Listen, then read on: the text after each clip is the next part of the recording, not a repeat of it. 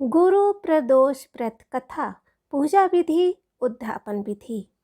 गुरु प्रदोष व्रत, जो प्रदोष व्रत गुरुवार के दिन पड़ता है उसको गुरु प्रदोष व्रत कहते हैं।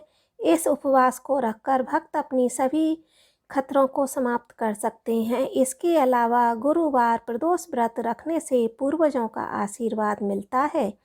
गुरु प्रदोष व्रत की कथा इस प्रकार है। एक बार इंद्र वत्रासुर की सेना में घनघोर युद्ध हुआ। देवताओं ने दैत्य सेना को पराजित कर नष्ट भ्रष्ट कर डाला। यह देखकर वत्रासुर अत्यंत क्रोधित हो स्वयं युद्ध को उद्धत हुआ। आसुरी माया से उसने विकराल रूप धारण कर लिया। सभी देवता भयभीत हो गुरुदेव विस्मित की शरण में पहुँचे। विस्मित महाराज बोले, पहले मैं तुम्हें वत्रासुर का वास्तविक परिचय देता हूँ। वत्रासुर बड़ा तपस्वी और कर्मनिष्ठ था। उसने गंधमादन पर्वत पर घोर तपस्या कर शिवजी को प्रसन्न किया। पूर्व समय में वह चित्ररथ नाम का राजा था। एक बार वह अपने विमान से कैलाश पर्वत चला गया।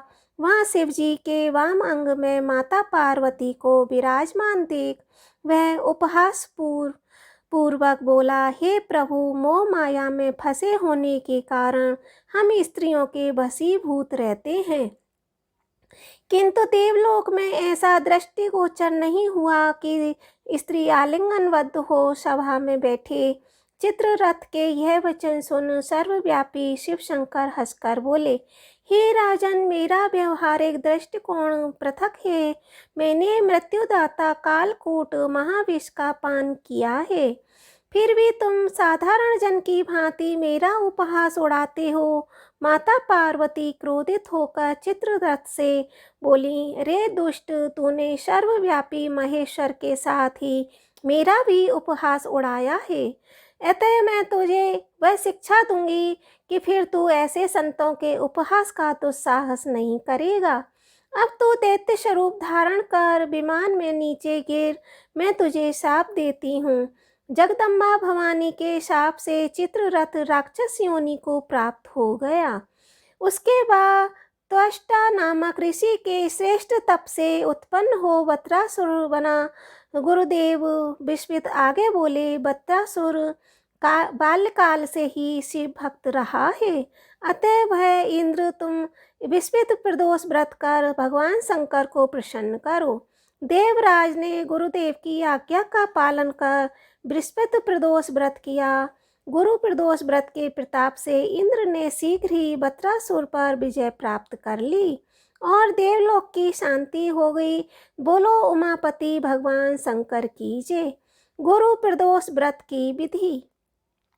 गुरु प्रदोष व्रत के दिन व्रती को प्रातः काल उठकर नित्य कर्म से निवृत्त होकर स्नान करके शिवजी का पूजन करना चाहिए।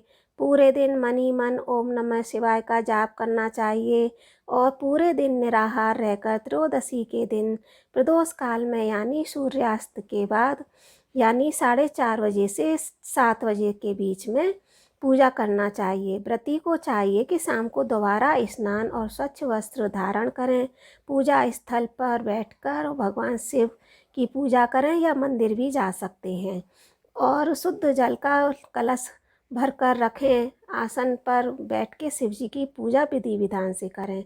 ओम नमः शिवाय कहते हुए शिव जी को जल अर्पित करें। इसके बाद दोनों हाथ जोड़कर शिव जी का ध्यान करें।